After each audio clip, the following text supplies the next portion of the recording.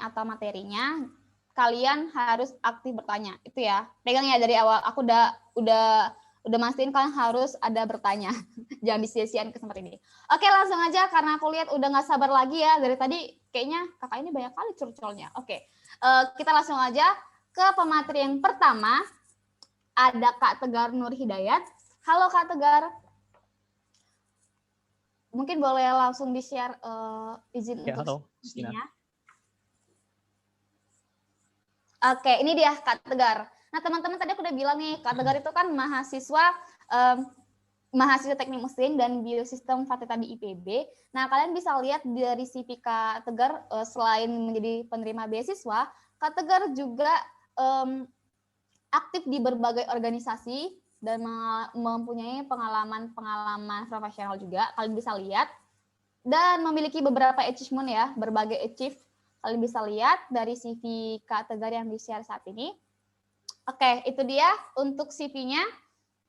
Kepada Kak Tegar untuk waktu dan tempat dipersilakan. Oke, terima kasih Kak Justina Sirait atas kesempatannya. Saya share screen ya, boleh?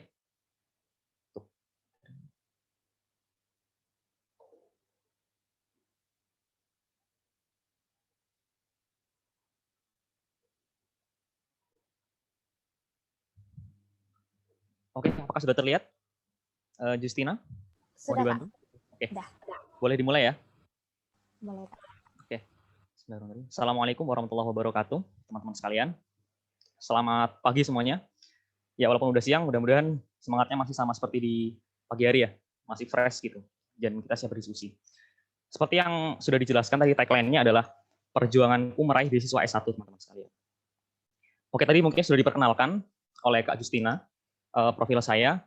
Mungkin teman-teman yang ingin terhubung dengan saya di sosial media maupun WhatsApp atau email boleh, mungkin ada yang ingin didiskusikan lebih lanjut, boleh silakan teman-teman kontak saya di yang tertera di layar teman-teman sekalian. Nah, mungkin di sini kita akan bahas langsung mengenai teknis teman-teman ya, teknis dan mungkin nanti sedikit motivasi atau apa namanya kita sharing hasil mentoring saya juga dengan beberapa mentor yang luar biasa juga teman-teman. Di sini mungkin teknis yang ingin saya share kepada teman-teman mengenai cara mendapatkan beasiswa ya, ini yang pertama adalah teman-teman harus memiliki niat dan target teman-teman. Yang kedua komitmen dan strong why. Nah, langkah ketiga adalah teman-teman harus memiliki pribadi yang detail teman-teman. Harus mempelajari persyaratan apa-apa saja yang harus diselesaikan ketika akan apply beasiswa teman-teman. Artinya harus punya plan. Jadi niat, komitmen dan punya plan. Tentu yang keempat, the art of action. Jadi teman-teman harus melakukan suatu aksi. Mulai dari yang pertama nih, mengenai niat dan target. Jadi di sini mungkin yang ingin saya sharing adalah kita semua bahwasannya harus memiliki sesuatu yang namanya growth mindset teman-teman sekalian. Jadi harus berani bermimpi, harus berani memiliki target. Jangan sampai beranggapan bahwasannya pencapaian atau skill atau apa namanya kepintaran itu adalah suatu ini ya, keturunan atau bawaan. Jadi teman-teman nyerah duluan. Jangan sampai seperti itu. Jadi kita harus punya mindset yang berkembang bahwasannya semua itu bisa diusahakan dan bisa kita raih dengan usaha dan doa seperti itu. Jadi kita harus punya target. Waktu itu kenapa saya memilih Cargill Global Scholars Program? Karena mungkin yang pertama alasannya karena finansial yang cukup besar ya. Waktu itu di IPB terbesar sih kalau nggak salah. Jadi per tahunnya 40 juta. Jadi ini adalah beasiswa 2 tahun terakhir. Jadi teman-teman akan apply ini di semester keempat teman-teman. Jadi ada waktu 4 semester untuk mempersiapkan apa saja yang perlu disiapkan gitu. Jadi selain ada finansial juga ada mentoring juga. Nah, ini yang membuat saya juga semakin termotivasi waktu itu karena Cargill merupakan perusahaan swasta terbesar di Amerika Serikat. Jadi yang bergerak di bidang pertanian, pangan, bioindustri dan lain-lain. Jadi saya sangat-sangat bersemangat waktu itu. Mungkin ini ada sedikit video dokumentasi saya akan share mengenai beasiswa ini teman-teman sekalian. The Cargill Global Scholars Program is a distinctive 2-year scholarship and leadership opportunity for students. Scholars from Indonesia, India, China, Russia, Brazil, and the United States.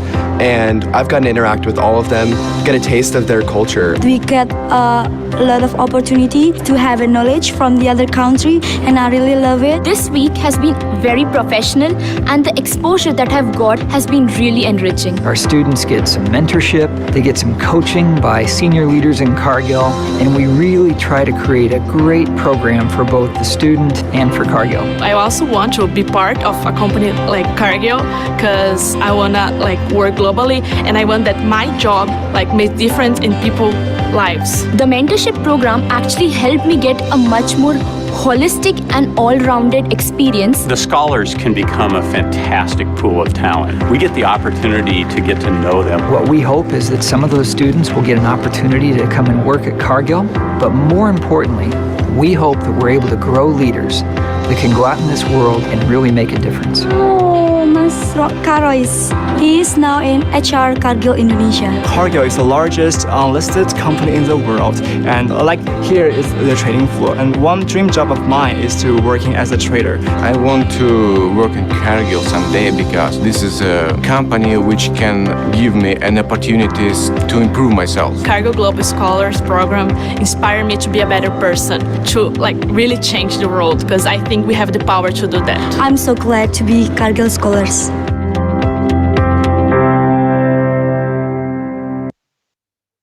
Ya teman-teman sekalian. Jadi waktu itu saya melihat video ini dan semakin bersemangat ya. Termotivasi bahwasannya beasiswa ini tuh beasiswa global yang diterima di Indonesia, Cina, Brazil, Rusia, Amerika, dan India gitu. Jadi ini merupakan suatu kesempatan bagi saya waktu itu untuk bisa mengembangkan diri saya memiliki global talent seperti itu teman-teman. Jadi mungkin bagi teman-teman sekalian bisa menemukan motivasi dan semangatnya masing-masing dalam beasiswa yang akan teman-teman apply gitu. Oke, kita lanjut ya teman-teman.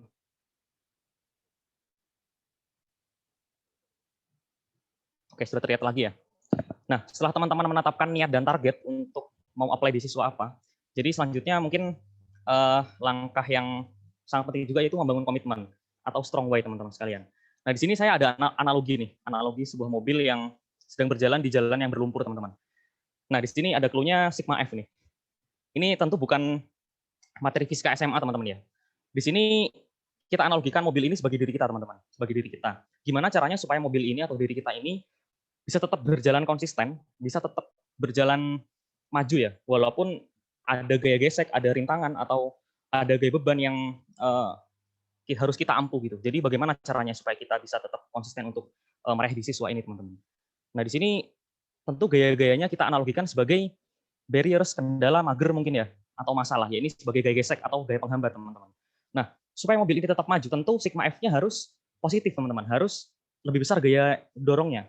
Tentu gaya dorongnya adalah motif, tujuan, maksud, goals, dan usaha, dan tentu doa kita teman-teman. Jadi ketika kita ingin tetap maju teman-teman, tetap berjalan ya, tidak stuck, tidak berputus asa, tentu kita harus memperbesar motif, tujuan kita atau usaha kita daripada kendala-kendala tersebut teman-teman sekalian. Jadi ini sangat masuk akal ya. Jadi harus lebih besar nih motif kita nih atau usaha kita daripada kendalanya gitu.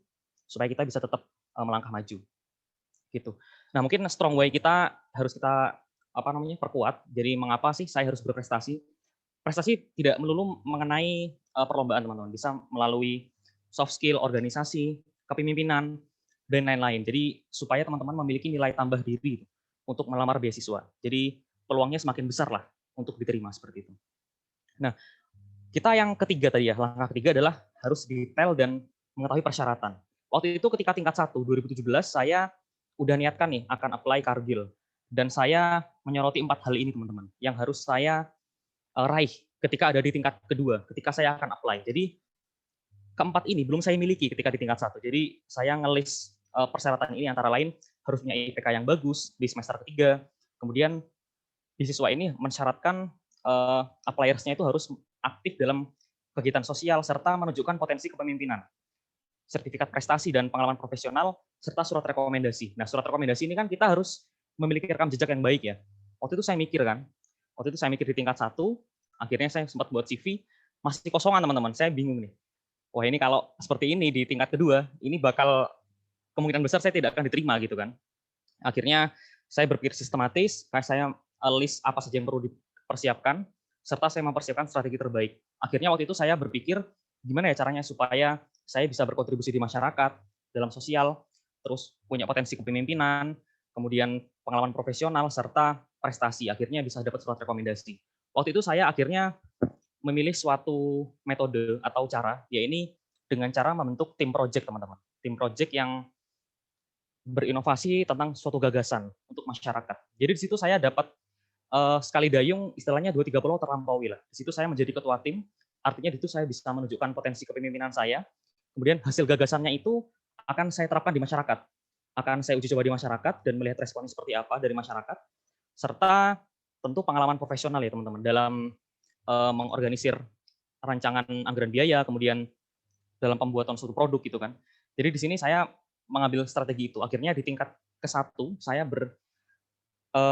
keputusan untuk membentuk suatu tim project untuk menghasilkan suatu gagasan dan inovasi di bidang kita gitu. Akhirnya untuk dapat nilai tambah saya ketika di tingkat 2 nanti gitu. Akhirnya bisa siap seperti itu. Nah, mungkin tips dari saya, waktu itu saya juga dapat materi mentoring ini. Jadi untuk bisa kita istilahnya branding diri kita harus mencintai apa yang menjadi passion kita, teman-teman sekalian. Di sini saya ambil contoh, saya kan sudah memilih teknik mesin dan biosistem sebagai bidang atau keahlian saya, teman-teman. Oleh karena itu, saya harus mengetahui visi dari jurusan saya ini apa gitu. Jadi waktu itu saya sempat diskusi dengan dosen, kakak tingkat, dan saya googling jurnal macam-macam. Akhirnya visi dari jurusan ini adalah mengembangkan model mesin dan proses yang berkaitan dengan sistem biologik dalam bidang pertanian dan pangan, teman-teman. Artinya saya di sini harus membuat suatu gagasan dan inovasi yang terkait dengan keteknikan pertanian untuk masyarakat. Gitu.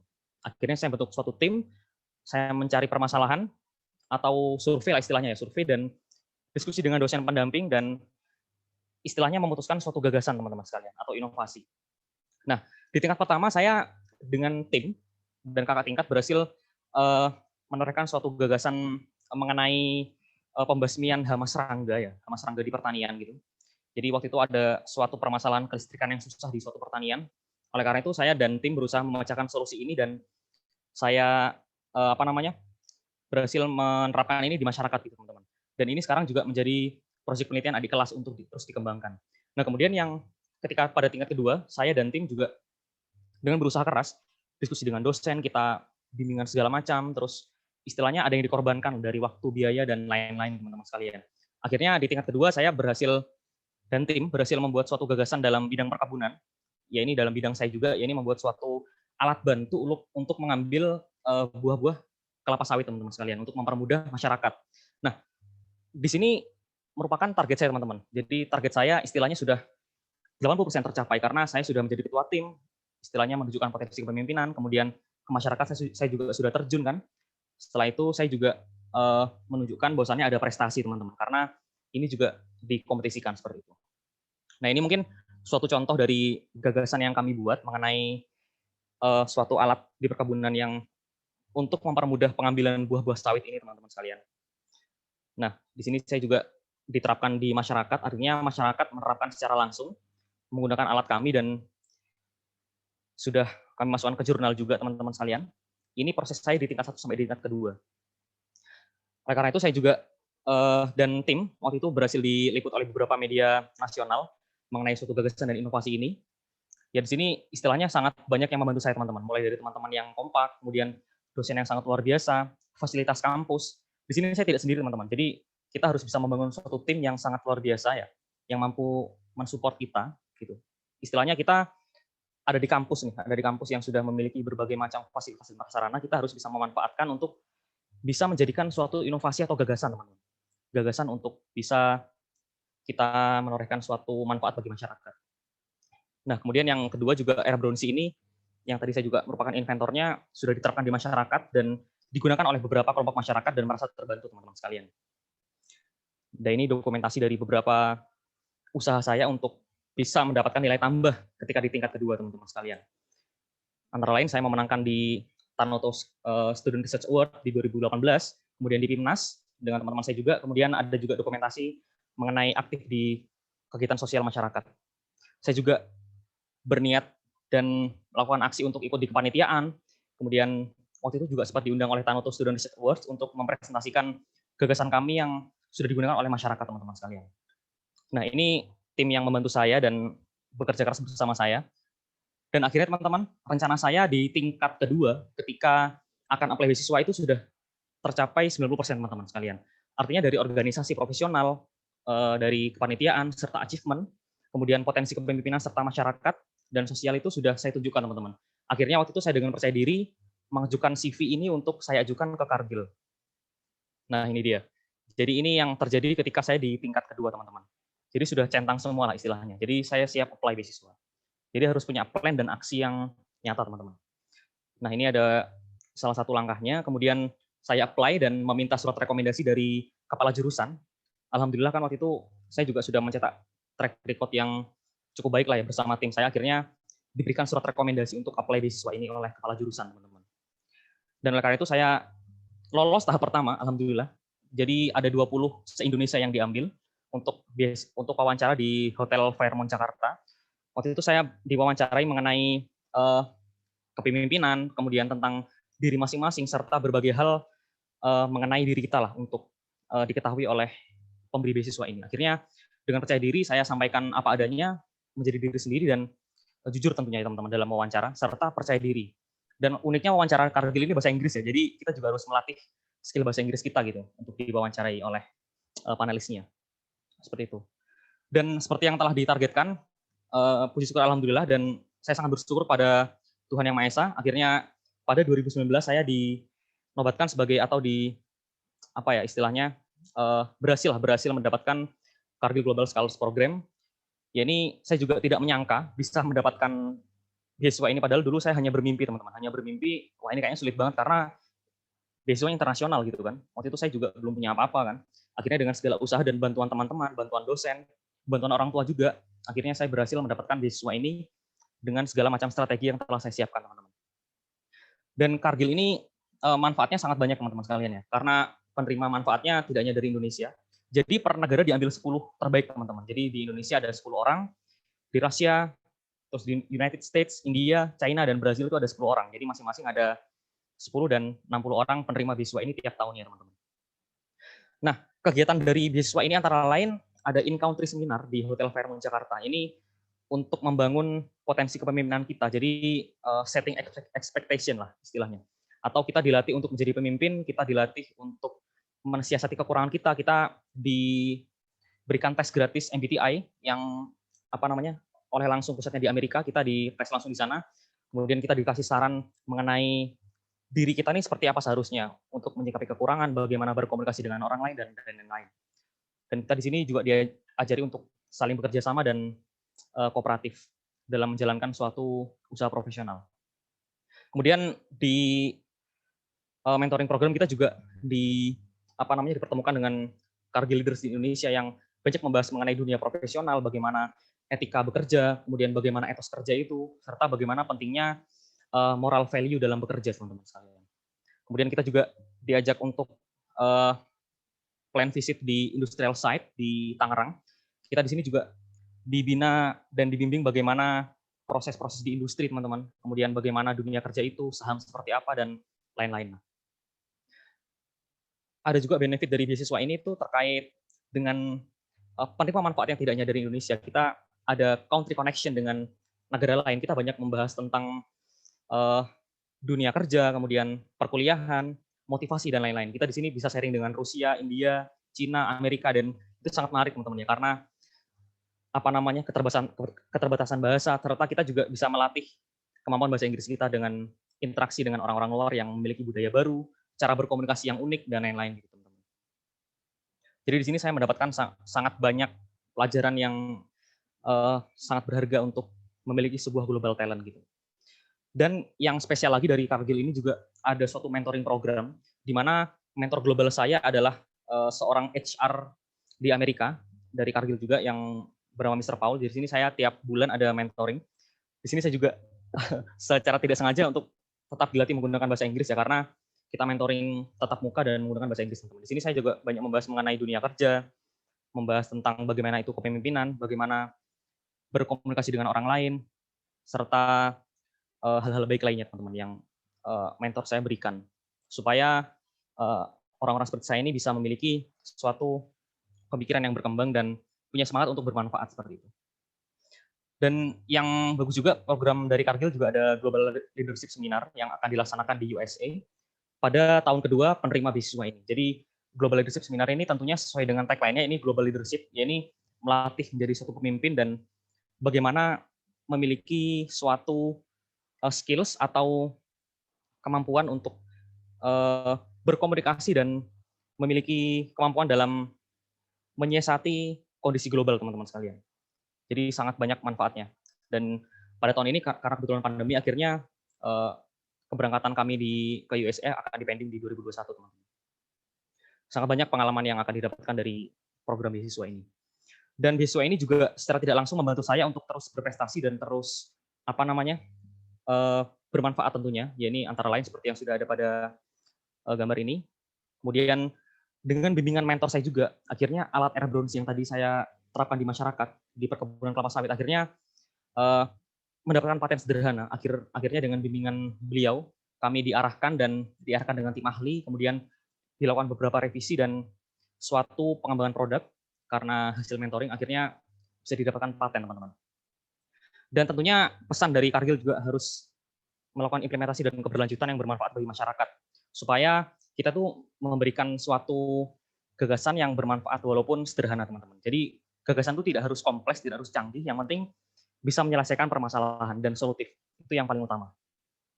Saya juga dari hasil mentoring juga menjadi suatu pribadi yang lumayan percaya diri daripada sebelumnya. Akhirnya waktu itu saya juga diberi kesempatan untuk melakukan exchange di Jepang di 2020 di Januari, serta presentasi proyek di Filipina, teman-teman.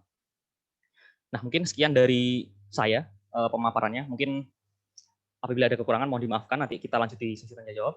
Mungkin saya kembalikan kepada moderator Justina Sirait. Terima kasih. Oke, tepuk tangan dulu dong buat Kak Tegar, teman-teman. Keren banget nih. Oke, terima kasih kepada Kak Tegar untuk materi juga insight-insight-nya yang keren ya. Oke teman-teman, tadi ada beberapa poin yang udah disampaikan Kak Tegar. Kiranya bisa kalian, bisa sama-sama kita, bisa kita sama-sama refleksikan. Terus tadi aku ingat banget nih Kak Tegar juga ada bilang mengenai kalau kita udah punya, awalnya kita harus menetapkan niat dan target nih.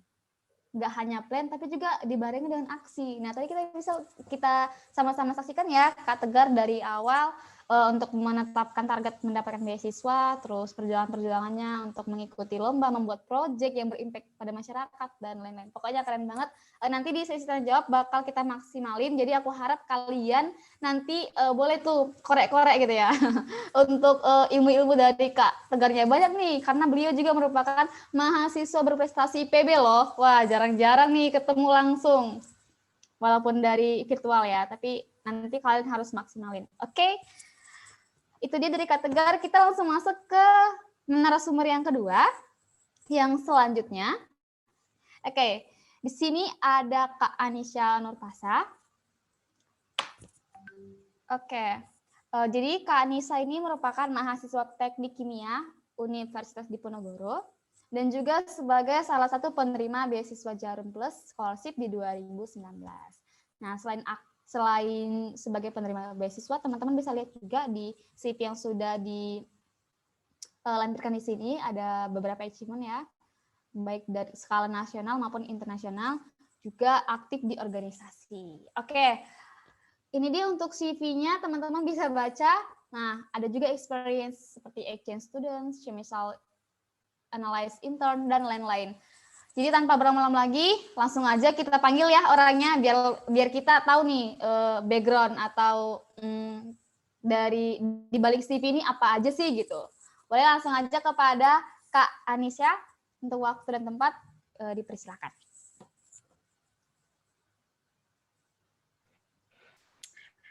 Halo teman-teman, suaraku jelas nggak ya? Jelas Kak. Oke, jelas ya suaraku udah? Clear? Clear. Oke, udah. Ini PPT-nya yang share panitia atau aku yang share screen ya? Boleh kalau Kanisa share sendiri juga nggak apa-apa, biar lebih nyaman juga. Panitia aja deh, aku takut laptopku. Boleh. Kepada Kak Vincent, boleh langsung share. Tolong ya, oke. Oke, Kak. Hai teman-teman, aku Anisha Nurpasya, biasa dipanggil Caca. Aku mahasiswa Teknik Kimia Undip, angkatan 2017, lagi semester akhir, sekarang lagi jadi budak skripsi. Dan aku mantan Head of Public Relations Beasiswa Jarum Region Semarang. Oke, next. Jadi hari ini teman-teman Pegoship-nya bilang ke aku kalau pengen sharing tentang beasiswa. Aku adalah awardee dari salah satu bakti pada negeri Jarum Foundation, yaitu adalah Next Jarum Beasiswa Plus gitu ya. Pertanyaannya, kenapa aku milih beasiswa ini? Padahal seperti yang teman-teman tahu banyak banget ya option beasiswa di luar sana. Jadi aku milih beasiswa ini tuh karena yang pertama, Next. Nah, selain dapat cuan, dapat uang gitu ya. Oke, mungkin nggak sebesar yang tadi bicara sebelumnya ya. Ini kita cuma dikasih 1 juta per bulan selama 1 tahun, selama 12 bulan.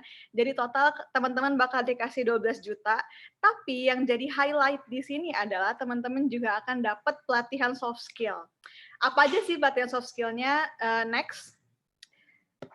Nah, pelatihan soft skill yang pertama adalah namanya character building. Jadi di sini teman-teman harus tahu ya, apa bedanya karakter sama personality. Kalau personality itu kalian lahir dengan itu gitu. Jadi kalian susah banget untuk ngubahnya. Udah genetik, udah ketanam lah dalam diri kalian. Sedangkan yang namanya karakter itu bisa dipengaruhi oleh lingkungan, oleh teman-teman sekitar gitu. Jadi di sini goals dari karakter building ini sesuai dengan judul acaranya ya, untuk ngebangun karakter teman-teman biar jadi tangguh, bisa beradaptasi, mandiri, peka sama lingkungan. Dengan caranya apa? Dengan cara mengeluarkan teman-teman dari zona nyaman. Caranya gimana tuh kalau dari zona nyaman? Kalian akan dibopong ke tengah hutan di Cikole. Jadi kalian akan 5 hari dikurung dalam hutan. Kalian akan dilatih kayak what is it called? Army itu ya itulah kayak army training gitu. Sehingga pas kalian keluar dari Cikole, dari Bandung, kalian akan jadi pribadi dengan karakter yang sesuai diharapkan oleh Besuan Jarum gitu. Next. Nah, setelah kalian dianggap punya karakter yang sesuai, kalian akan ditempa untuk jadi seorang pemimpin. Caranya gimana? Ya dengan ikut leadership development gitu. Tenang aja, karena kalau tadi yang karakter building dilaksanain di tengah hutan, entah berapa kalian leadership development dilaksanain di hotel mewah, tenang aja, di Jogja ataupun di Surabaya. Goals-nya apa sih dari leadership development?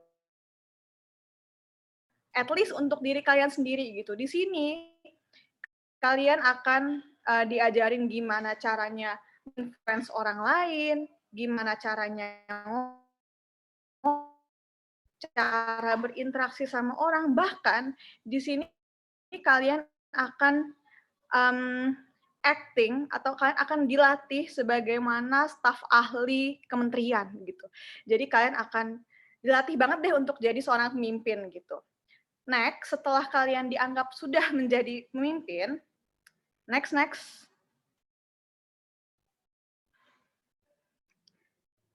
Nah, setelah kalian sudah lolos nih dari leadership development, kalian akan lanjut ke yang namanya nation building. Nation building ini rangkaian acara yang dilaksanainnya di Semarang.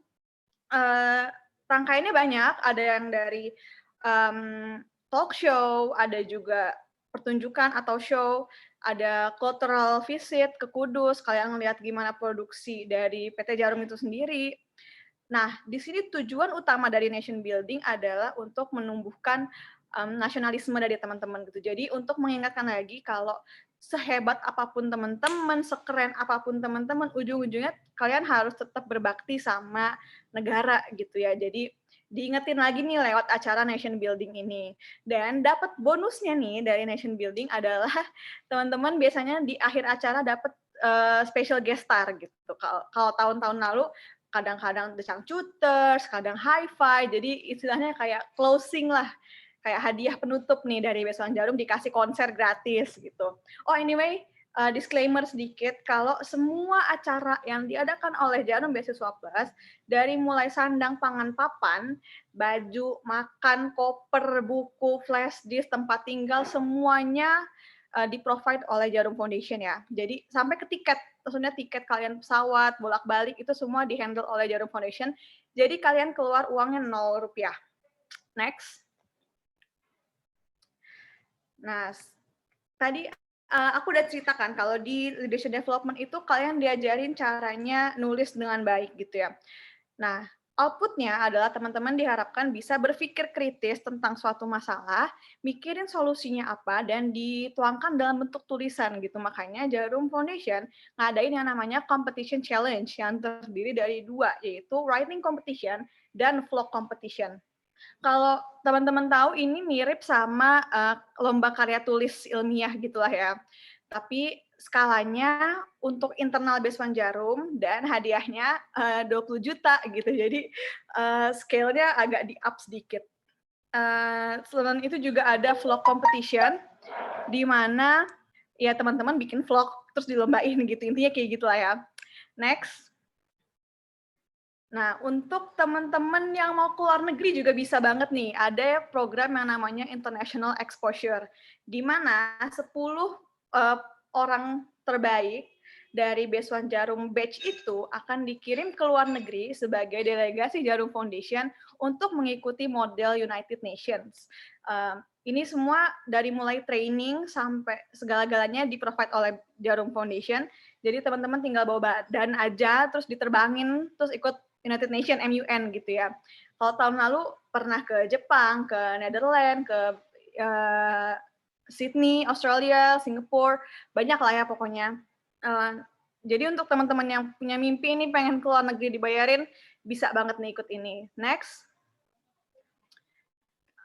Nah, ini program terakhir, yaitu adalah community empowerment. Jadi teman-teman yang punya passion di bidang pengabdian masyarakat, di sini bisa banget untuk survei ke lapangan langsung, ngelihat apa sih masalah yang ada di masyarakat atau potensi apa yang belum terkembangkan dengan maksimal di masyarakat. Habis itu teman-teman bikin proposal, diajuin ke Jarum Foundation, dan kalian akan didanai untuk pemberdayaan masyarakat itu. Contoh, misalkan kalau di Semarang kemarin ada produsen kopi yang bagus banget, kopinya enak banget, nggak kalah sama kopi-kopi yang ada di coffee shop gitu. Tapi masalahnya mereka belum terdistribusi dengan baik karena packagingnya belum bagus, belum punya logo, dan belum bisa online shopping lagi. Maksudnya belum masuk ke e-commerce gitu ya teman-teman. Jadi kemarin Beasiswa Region Semarang itu punya inisiatif untuk ngembangin industri kopi itu biar bisa terdistribusi lebih baik di Indonesia gitu. Dan itu semua dibiayai oleh Jarum Foundation, sekali lagi ya. Next. Nah, sampai tadi itu adalah program-program yang istilahnya wajib ya, wajib dan sunnah muakkad lah dilakuin oleh Beasiswa Jarum karena emang diadakannya oleh Jarum Foundation. Sedangkan Beasiswa Jarum tuh haus event guys, haus akan acara. Jadi kadang-kadang kita sesuai regionalnya bisa bikin acara sendiri. Kayak regional Semarang kemarin bikin bakti sosial, bikin Beasiswa mengajar, bikin Jarum first gathering, bikin makrab gitu. Pokoknya banyak banget acaranya tuh padet, banyak banget gitu. Ada aja kita bikin kegiatan positif buat lingkungan gitu ya. Next. Nah, ini syarat pendaftarannya. Jadi, untuk daftar beasiswa ini, teman-teman harus jadi mahasiswa semester 4 dengan S1 atau D4 ya. Terus IPK-nya minimal 3,2. Terus aktif berorganisasi yang dibuktikan dengan surat dari organisasi tersebut. Terus tidak sedang menerima beasiswa dari pihak lain. Dan yang terakhir, kalian harus kuliah di perguruan tinggi Mitra Jarum Foundation gitu. Apa sih perguruan tingginya itu? Bisa di next. Nah, bisa kalian lihat di websitenya Jarum Foundation, itu ada list univ-univ mana aja yang jadi Mitra Jarum Foundation. Jadi nggak semua univ bisa apply ya. Tapi kebanyakan univ di Indonesia bisa sih. Next.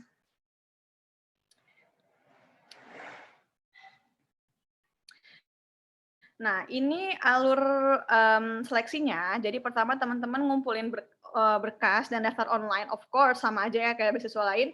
Habis itu Yang lulus berkas, kalian akan diundang ke seleksi tertulis. Dari seleksi tertulis yang lolos akan lanjut ke GAT atau Group Assessment Test, di mana tes ini bentuknya kayak games, tapi seleksi, tapi dinilai gitu. Dan lanjut ke interview. Next. Nah, acceptance rate-nya bisa dilihat di sini ya. Dari 15.208 total kandidat yang daftar, yang dapat itu cuma 497 untuk satu Indonesia ya. Tapi dengan rate yang seketat ini bukan berarti susah kok. Jadi next kita akan bahas gimana cara bisa dapetin beasiswa.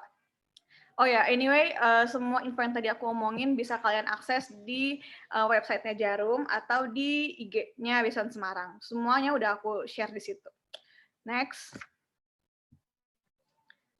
Nah, ini highlight-nya. Apa yang harus aku lakuin? What should I do? Dan ini bukan cuma terpaku untuk what should I do to get scholarship ya, tapi juga what should I do untuk survive college life gitu. Teman-teman mungkin sekarang udah banyak banget yang mengeluh kenapa ya kuliah gini banget, kenapa kok susah banget, berat banget gitu ya. Ini yang aku sharing sekarang mungkin bisa jadi solusi buat teman-teman dalam menjalani hidup ya, gitu ya. Oke, next. Yang pertama, kayaknya tips dari semua awardee scholarship akan sama ya. Yang pertama adalah mimpi aja dulu. Dream big, set goals, take action. Jadi mimpi aja dulu setinggi-tingginya, semuluk-muluknya, terserah kalian mau mimpi apa, mau kalian mimpi mau kemana, jadi apa, punya IPK berapa, masuk univ mana, mau jadi mawapres, bla bla bla. Mimpi aja dulu, terus tulis mimpi kalian mau jadi apa. Kalian set goals yang real gitu, maksudnya kalian punya pandangan, oh gue tuh mau jadi orang yang seperti ini loh, gue tuh pengen tahun kesekian gue pengen pegang penghargaan ini, atau pengen pegang piala ini, pengen jadi orang yang begini gitu loh. Kalian harus mimpi dulu, set goals dulu awalnya. Next. Nah, ini quote-nya. Intinya adalah untuk kalian bisa berkembang, kalian harus tahu dulu diri kalian sendiri. Jadi, aku pengen kalian lihat kaca, terus tanya sama diri kalian, kalian tuh siapa sih? Kalian tuh kelebihannya apa? Kekurangannya apa? Pengen jadi apa? Kenapa pengen jadi itu? Ya, kenalilah diri kalian sendiri, kalian lihat kaca, ajak ngobrol diri kalian sendiri gitu. Karena semuanya tuh percuma kalau kalian ngelakuinnya nggak dari hati, nggak tanpa kemauan hati diri sendiri gitu loh teman-teman. Jadi first step adalah know yourself gitu. Next. Setelah kalian tahu dan kenal sama diri kalian sendiri, kalian akan tahu worth kalian itu apa. Kelebihan kalian apa, harga kalian tuh berapa sih, kasarnya seperti itu ya. Nah, setelah kalian tahu, oh, gue tuh bisa ini loh, harga gue tuh bisa ini, bisa A, B, C, D, E, F, G gitu. Kalian akan menumbuhkan kepercayaan diri, confidence gitu. Jadi stop insecure yang banyak di internet kan kayak, aduh aku insecure, aku nggak bisa ini, aku bla bla bla bla bla. Halah, itu akan menghambat perjalanan kalian. Jadi stop insecure dan mulailah untuk menganggap hal-hal positif gitu ya. Untuk pede aja dulu gitu. Jadi yang penting adalah percaya diri, yakin kalau kalian bisa, atau kalau kalian masih terhambat nih, bukan kalian nggak bisa, tapi kalian belum bisa gitu. Jadi yang penting adalah confidence, dan cara untuk tahu confidence adalah dengan tahu your worth, know your worth gitu. Next. Nah, ini. Orang-orang bilang kalau orang yang well prepared atau yang dipersiapkan dengan baik telah memenangkan setengah dari pertempuran. Ini berlaku untuk semua kegiatan teman-teman ya. Jadi kalian harus biasakan untuk well prepared gitu. Well prepared kalau untuk beasiswa, contohnya gimana ya? Bisa di next. Contoh kalian well prepared-nya dengan cara cek berkas sebelum dikumpulin, sarapan sebelum tes, latihan psikotes, pakai sepatu yang nyaman pas GAT atau group assessment test. Kan tadi aku udah bilang kan bentuknya game gitu. Terus simulasi interview, tanya info-info ke senior. Ini adalah contoh-contoh dari well prepared gitu. Tapi well prepared itu luas banget ya teman-teman. Maksudnya kayak di kehidupan sehari-hari kalian juga bisa diterapkan gitu. Kayak kalian harus well prepared ketika ingin ke kampus. Kalian list dulu, oh tugas yang aku harus bawa hari ini apa ya? Buku yang harus aku bawa hari ini apa? Mau bawa laptop, dicas dulu laptopnya. Mau bawa HP, dicas dulu HP-nya. Bikin list to-do list hari itu mau apa aja. Itu adalah kebiasaan-kebiasaan well prepared yang harus teman-teman tanamkan sejak dini gitu ya. Mau ngapain aja itu harus dipersiapkan dulu. Jangan pergi ke medan perang tapi nggak bawa senjata gitu loh. Intinya kayak gitu. Next. Nah, terus ada be adaptable, di mana kalian dicemplungin dimanapun, kalian harus tetap bisa hidup gitu. Kalian mau bergabung sama orang dari Indonesia Barat, Tengah, Timur, kalian harus bisa ngeblend. Kalian mau ditempatin di kalangan orang-orang konglomerat, sama ditempatin di kalangan menengah ke bawah, dua-duanya harus bisa ngeblend gitu. Kalian ditempatkan dengan orang yang tidak kalian suka, sama ditempatkan dengan orang yang kalian taksir, kalian tetap harus bisa adaptasi gitu. Stay cool, stay as comfortable as you can gitu. Stay, ya kalian harus bisa proper manner dimanapun gitu. Next. Yang terakhir, pesan dari aku adalah attitude is everything. Ini kayaknya pesan dari semua orang kayak gini ya. Jadi mau kalian lagi dimanapun sama siapapun, jangan lupa kalau attitude itu nomor 1 gitu ya. Jadi tetap yang namanya sopan, terus menghargai orang lain, menghargai keputusan bersama, terus kerja sama tim yang baik. Attitude lah pokoknya, attitude menghormati orang lain itu semuanya nomor 1 gitu. Kalian nggak akan bisa kemana-mana, jangankan dapat beasiswa gitu, kalian nggak akan bisa move forward kalau kalian nggak punya attitude gitu. Dan ini adalah indikator yang sangat dilihat oleh Beasiswa Jarum gitu loh, attitude gitu. Jadi itu sih pesan-pesan dari aku. Next. Okay, that's all from me. Thank you untuk attention-nya. Ini foto Triveus atau Beasiswan angkatanku di Semarang. So I'm gonna give feedback to the moderator. Thank you. Oke, thank you banget buat Kak Anissa ya untuk sharing dan juga insight-insight barunya. Nah, bener banget tuh teman-teman. Tadi aku ada notice, tadi Kak Anissa bilang mimpi aja dulu gitu ya. Iya dong, bener banget tuh. Mimpi aja dulu. Kalau teman-teman nggak berani bermimpi, ya mau gimana gitu. Karena mimpi itu gratis loh. Tapi untuk mewujudkan mimpi, baru ada hal yang harus kita bayar. Bener tuh dari Kak Anissa. Tepuk tangan dong untuk Kak Anissa. Tepuk tangan virtual ya. Oke. Itu dia ya. Jadi teman-teman, tadi aku dengar dari Kak Tegar, terus dari Kak Anissa, tadi yang paling penting persiapan gitu ya. Kalau kalian udah persiapan nih, 50% tuh udah oke lah gitu. Itu ya. Kita akan masuk ke narasumber yang terakhir ya. Ini nggak kalah kece dan nggak kalah keren juga. Ada Kak siapa nih? Oke, Kak Ivon Molly Kristi. Nah, tadi ini Kak Kristi juga salah satu tim dari Go Scholarship. Oke, tadi mahasiswa hukum di Universitas Brawijaya, juga memiliki beberapa experience. Teman-teman boleh lihat juga di layarnya masing-masing nih ya. Oke, tanpa berlama-lama lagi ya. Udah nggak pada sabar, teman-teman. Langsung aja kita panggilkan Kak Kristi. Tepuk tangan dulu dong buat Kak Kristinya. Hai semua, selamat siang. Sebelumnya aku juga dari tim Go Scholarship mau bilang makasih banget untuk kalian yang udah join pada siang hari ini, yang udah sempetin waktunya. Nah, sebelumnya kan ada pepatah tuh yang mengatakan tak kenal maka tak sayang. Maka di sini aku pengen perkenalan diri. Nama aku Ivona Molly Kristi. Nah, aku tuh biasa dipanggil Kristi dan aku kuliah di Universitas Brawijaya angkatan 2018 dan aku mahasiswa hukum. Jadi aku nungguin PPT sekarang. Nah, ini dah diirin sama Kak Vincent. Oke. Nah iya, jadi aku itu salah satu dari penerima beasiswa teladan yang dicanangkan oleh Tanoto Foundation gitu.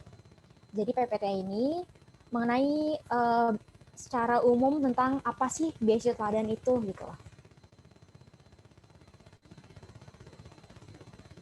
Nah oke, jadi di dalam PPT ini nanti mencakup tentang program teladan itu apa, dan yang kedua itu manfaat bagi Tanoto Scholar, yang ketiga perguruan tinggi mitra, yang keempat persyaratan pendaftaran, dan yang kelima tentang tahapan seleksi.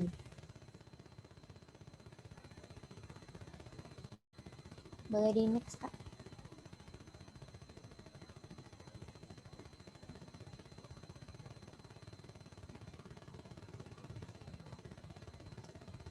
Nah, ini.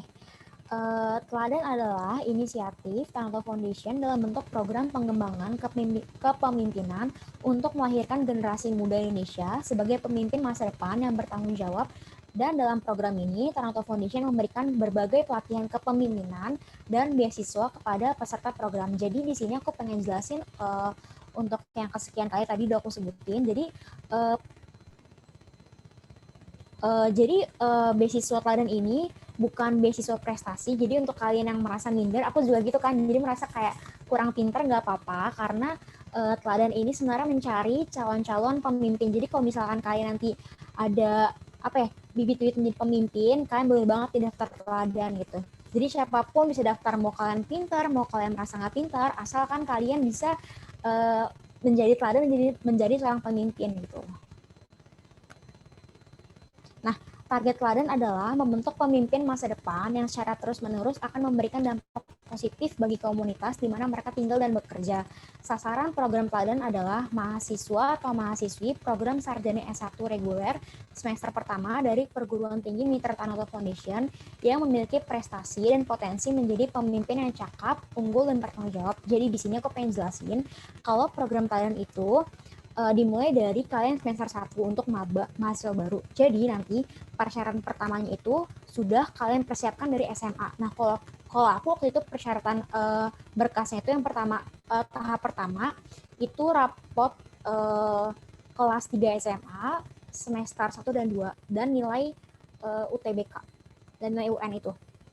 Jadi teladan ini nggak bisa didaftarin untuk mahasiswa semester 2, 3, 4, 5 itu nggak ada sekarang. Jadi sekarang secara merata teladan ini langsung mengambil mahasiswa baru yang baru semester 1 gitu.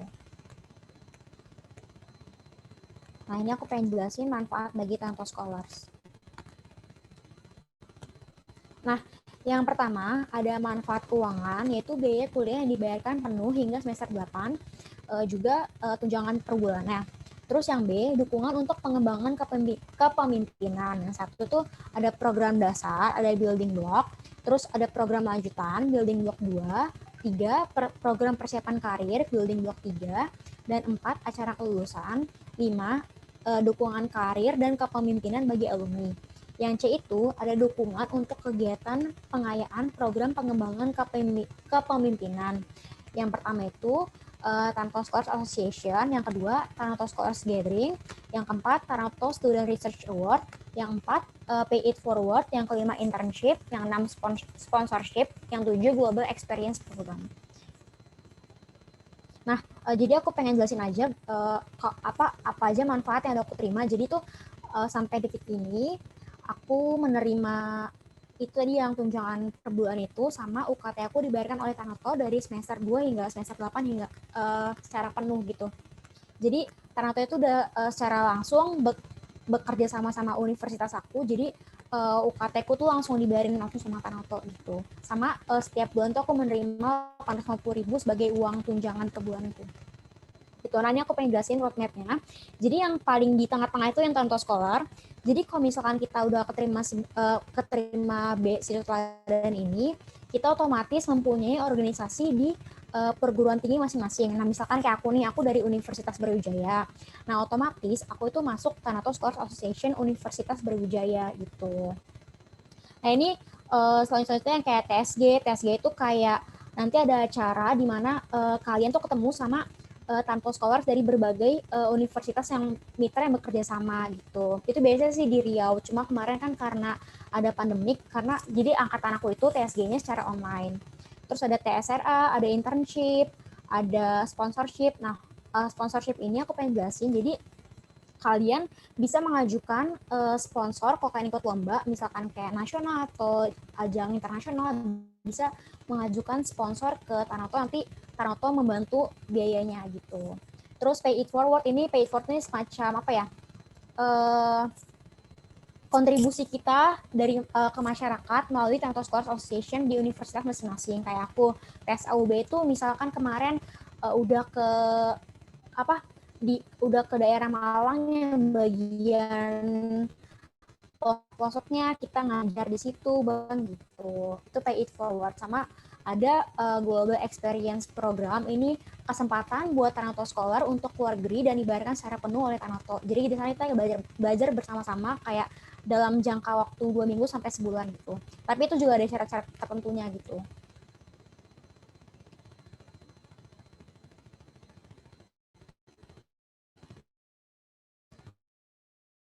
Ini perguruan.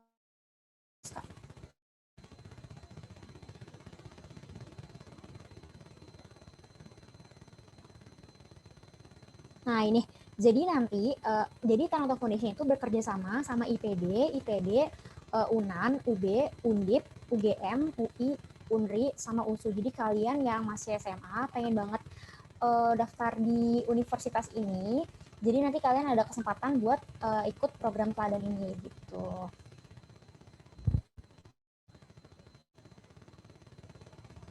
Nah ini persyaratan pendaftaran.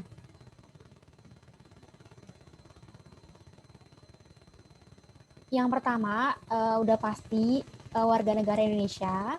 Yang kedua, terdaftar sebagai mahasiswi atau mahasiswa aktif semester 1 untuk program sarjana S1 reguler di perguruan tinggi mitra. Yang ketiga, dapat berkomunikasi dalam bahasa Indonesia dengan baik, kemampuan berbahasa Inggris dan bahasa asing lainnya akan menjadi nilai tambah. Lalu, memiliki prestasi akademik yang baik di tingkat SMA dan sederajat dengan nilai rata-rata rapor kelas 12 semester 1 dan 2 adalah 8. Menunjukkan potensi kepemimpinan yang kuat serta berkomitmen untuk berkontribusi pada masyarakat dan pengembangan bangsa. Yang terakhir, mendaftarkan diri secara daring di laman Tanoto Foundation.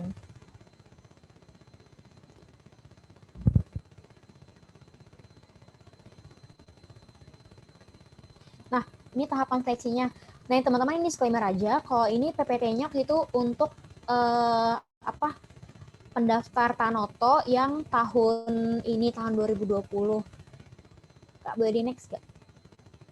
Nah, jadi karena kemarin daring, jadi semua pendaftaran daring. Nah, tapi biasanya itu kalau tahun aku waktu itu aku pendaftaran pertama pendaftaran berkas, kedua itu aku ada psikotes, yang ketiga itu aku buat esai, yang keempat wawancara. Jadi untuk informasi aja, kalau seandainya pendaftaran beasiswa teladan itu dari tahun ke tahun berbeda-beda sistemnya gitu.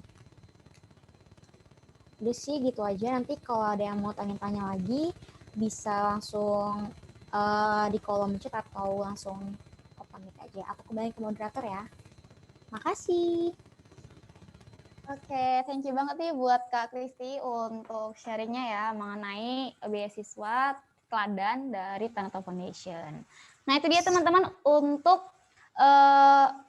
materi atau untuk pemaparan materi dari tiap-tiap narasumber kita hari ini. Nah tadi di awal tuh ada Kak Tegar ya untuk beasiswa Cargill, terus ada Kak Anissa untuk beasiswa Jarum, itu kata tadi dari untuk semester 4. Jadi buat kalian hari ini yang masih semester 2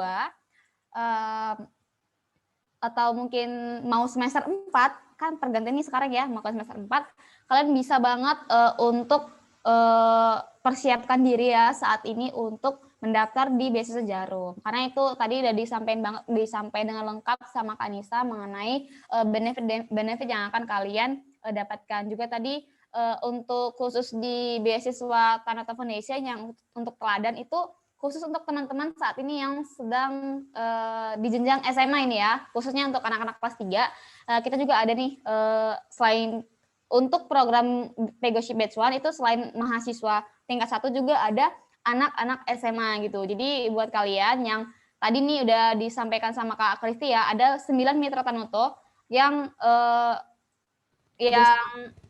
ada 9 yang mana nanti di situ kalian bakal dapat kesempatan untuk mendaftar di beasiswa ini. So itu aja ya untuk materi kita hari ini yang mengenai beasiswa. Aku yakin kalian di sini udah banyak nih pertanyaannya yang udah kayak gitu, udah pengen nanya banget, tapi ini ada waktu sekitar 6-7 menit. Mungkin aku mau ajak kalian ice breaking dulu ya sebentar, karena dari tadi kita ada 3 narasumber yang kita dengerin gitu ya, cukup fokus, ada tadi yang mencatat, terus tadi kayak refleksi juga ya, aku belum mempersiapkan apa-apa nih gitu, kayak ya kita bakal ice breaking sebentar ya untuk relax gitu. Jadi buat kalian, bentar ya, oke.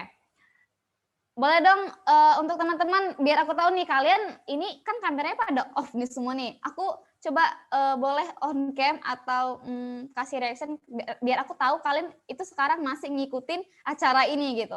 Coba boleh dong. Oke, ada Mono, ada Sabrina. Aduh, kenapa nggak pada off? Apa on cam ya? Oke, kita mau main tebak-tebakan sebentar. Jadi kalian boleh jawab langsung open mic ya, nggak usah malu-malu, langsung open mic aja karena kita aja sih yang di sini dari tadi ya, kita aja, atau langsung jawab di kolom chat. Nah, untuk tebak-tebakannya itu klasik sih, entah hanya kalian udah pada tahu, cuman aku mau kasih tebak-tebakan yang pertama, nanti kalau misalnya kalian tahu langsung jawab aja ya. Jadi untuk clue-nya itu teman-teman panitia juga boleh ya ikutan. Oke, jadi clue-nya itu bumi itu bulat. Oke, bumi itu bulat. Di sini nggak ada penganut bumi itu datar kan? Jangan ya. Bebas deh. Pokoknya bumi itu bulat. So, aku mau nanya, 2 tambah 2 sama dengan berapa? 0, Kak. Ih, Kak Tegar. Bener-bener Kak Tegar, Kak. Langsung jawab. Bener. Jadi kalau misalnya 8 tambah 8 berapa? 4, Kak. Ih, keren. Kak Tegar langsung tahu. Oke, yang lain gimana? Ada yang bisa jawab nih? Selain Kak Tegar. Selain Kak Tegar. Oh, tadi ada yang jawab ini. Ada Okta, ada Hana. Oke. Jadi kalau misalnya 100 tambah 100? 8, Kak. 4. Benar banget. Gimana sih, nggak ngerti. Aku lupa.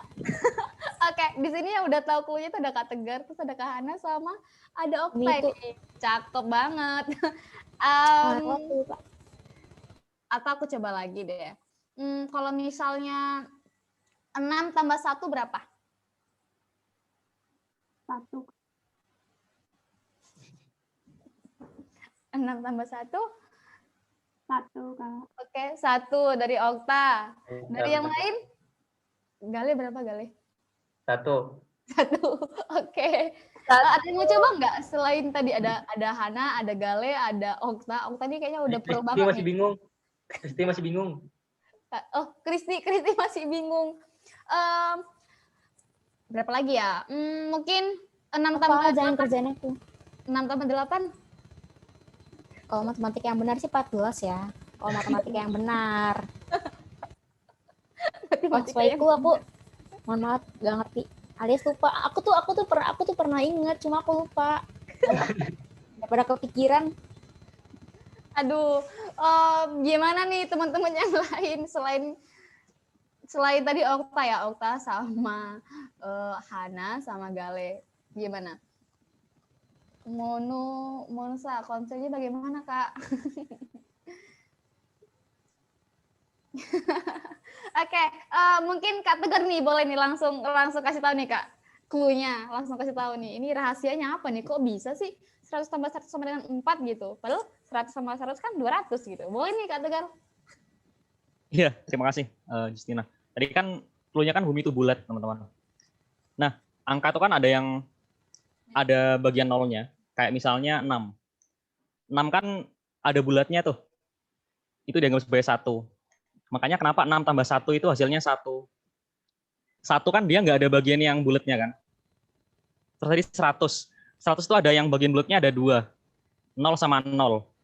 Jadi 100 tambah 100 kan jadi 4. Karena ada 4 0 di situ. 8 tuh. 8 kan ada 2 tuh bulatnya. Itu sih paling. Oke. Kasih Kak Tegar. Oke, aku coba ya. 100 dikali 6 sama dengan berapa?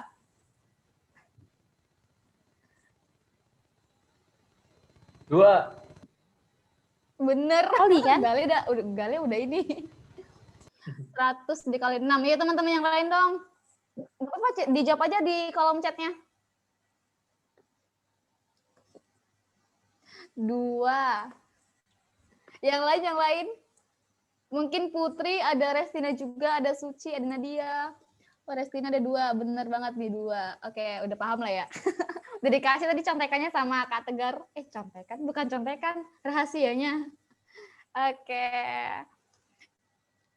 Oke, itu untuk ice breaking kita sebentar lah ya. Tadi soalnya ada waktu lebih gitu. So, biar terjawab nih ya pertanyaan-pertanyaan yang ada di kalian sekarang ya tentang beasiswa, aku bakal buka langsung ke sesi tanya jawab. Jadi buat kalian yang dari tadi udah mendem-mendem dan nahan-nahan buat bertanya nih sama narasumber kece kita, jadi silakan aja langsung raise hand atau open mic aja nggak apa-apa. Kalau masih malu-malu juga, ya udah kita bikin nih langsung aja melalui kolom chat diketik. Ayo dong. Banyak banget nih yang bisa kalian gali dari narasumber hari ini. Tadi ada Kak Tegar, ya dari project yang berimpact sama masyarakat, terus juga tadi pengalaman mentoringnya. Kalian sebenarnya bisa tanya banyak nih, nggak hanya seputar beasiswa aja. Kayak mungkin kalian mau tanya tentang, Kak gimana sih caranya biar jadi mahasiswa berprestasi gitu. Atau mau tanya mengenai tadi tuh Kak Nisa yang katanya diungsikan ke hutan ya untuk karakter bullying. Boleh tuh. Nah, ini udah ada pertanyaan dari Idul Suranta. Kak, kenapa Tanoto hanya untuk mahasiswa semester 1? Mungkin Kak Kristi boleh langsung jawab, Kak. Jawab sekarang ya? Boleh. Oke. Hai Ido, makasih udah nanya. Nah, aku pengen jawab pertanyaan dari kamu. Jadi dulu itu sebelum angkatan aku, pokoknya anak mahasiswa semester 2, 3, 4, 5 itu boleh daftar Tanoto. Cuma mulai angkatan aku itu sekarang namanya program teladan itu dari semester 1 karena Tanoto itu pengen menyamaratakan umur dan semester dari ininya loh, kayak anak-anak kayak gitu. Jadi kayak karena sekarang ada programnya, dulu kan nggak ada programnya kan, nah sekarang ada program teladannya. Jadi kita cara untuk itu pertama ini program teladan nih, jadi ntar ada step-stepnya, ada ada program-program tersendirinya yang diikutin secara merata gitu sama anak-anak di program teladan gitu. Jadi kalau misalkan kita beda-beda semester kan gak enak gitu kan, nanti misalkan kayak dia misalkan belum program karir plan tapi udah lulus duluan kan nggak bisa gitu. Jadi mulai dari angkatan aku udah ada program teladan gitu. Cukup menjawab pertanyaan dari Ido nggak? Oke, thank you Kak Kristi. Oke, terima kasih untuk jawabannya Kak Kristi, cukup membantu ya. Oke, Kak, thanks Kak Ido. Oke, kita tadi kayaknya ada yang raise hand ya. Aku nggak kelihatan nih soalnya, ntar ya, aku review dulu. Oke, tadi yang raise hand. Siapa? Restina, mana nih Restina? Halo Restina, where are you? Boleh langsung. Oke, silakan Restina perkenalkan diri, asal univ sama pertanyaannya. Sebelumnya terima kasih atas kesempatan yang diberikan oleh moderator kepada saya. Perkenalkan nama saya Restina Tiolenta Siombing, saya dari Universitas Negeri Medan. Saya ingin bertanya kepada Kak Tegar. Pertanyaan saya adalah bagaimana sih tips dari Kakak memanage waktu antara kuliah, terus organisasi, terus tadi aku lihat ada ikutin PKM gitu kan. Itu kan juga perlu waktu yang baik juga kan untuk memikirkan ide untuk PKM itu. Terus banyak lagi. Bagaimana sih menurut kakak, bagaimana sih tips dari kakak untuk memanage waktu untuk itu? Terima kasih, Kak. Oke, terima kasih tadi pertanyaannya. Terkait manajemen waktu ya, teman-teman. Nah, kalau dari saya, yang pertama mungkin kita harus tadi yang sudah disampaikan, kita harus bangun komitmennya. Ketika sudah ada komitmen dan motif yang kuat untuk mengerjakan sesuatu itu, tentu yang selanjutnya adalah teknis, teman-teman ya. Teknis. Sebenarnya kuliah S1 ini saya rasa tidak seberat SMA, maksudnya dari segi tugasnya atau dari segi apanya ya, pekerjaannya lah. Istilahnya kita setelah kuliah itu, kalau di S1 itu kan, mungkin nggak tahu ya kalau di univ lain ya, kalau di IPB itu sebenarnya berat di kuliahnya, tapi tugas-tugasnya di luar kuliah itu sebenarnya tidak terlalu banyak, teman-teman. Lebih banyak diskusi di dalam kelasnya. Oleh karena itu, saya memiliki banyak waktu setelah perkuliahan untuk mengerjakan hal-hal yang lain, seperti proyek, kemudian organisasi gitu. Kalau organisasi tentu menyesuaikan dengan jadwal kuliah ya, teman-teman. Jangan khawatir, mungkin ini sama di semua univ. Organisasi di Himpro kan, himpunan profesi di masing-masing jurusan kan tentu menyesuaikan dengan jadwal masing-masing angkatan ya. Nah, mungkin manajemen waktu terkait proyek nih teman-teman, proyek penelitian ya atau proyek di masyarakat. Itu kan mungkin bayangannya susah ya. Harus analisis, harus membuat suatu produk, harus bolak-balik untuk pengujian gitu. Nah, itu akan terasa mudah apabila ada pembagian job desk yang jelas pada tim gitu. Jadi teman-teman usahakan cari tim yang mantap nih, cari tim yang kompak gitu. Teman dekat mungkin ya, sama yang menunjang juga. Jadi tips saya adalah, waktu itu ada 5 orang kan timnya. Jadi saya, terus yang kedua ini teman angkatan saya, satu angkatan, terus yang 3 orang ini kakak tingkat teman-teman. Jadi itu salah satu cara untuk menyiasati keterbatasan waktu kita gitu. Jadi ketika kita dan teman angkatan kita itu tidak bisa, cutting ini bisa follow up, bisa bisa backup lah gitu, dari segi waktu gitu. Tentu cutting ini saya pilih karena kemampuan mereka ya, kemampuan ada yang desain, kemudian ada yang memiliki kemampuan dengan komunikasi dengan dosen, kemampuan analisis, dan lain-lain. Jadi kita hanya perlu berusaha keras, semangat ya, hanya perlu semangat dan follow up mereka lah. Di grup itu aktif gitu sih. Jadi itu sih, bangun tim yang kompak gitu. Pasti project itu terasa sangat mudah gitu, kalau timnya udah mantap gitu. Kuncinya itu, jadi pembagiannya jelas, masing-masing memiliki kemampuan yang dibutuhkan untuk project itu, misalnya project sosial atau yang lainnya. Jadi masing-masing orang tuh punya peran gitu.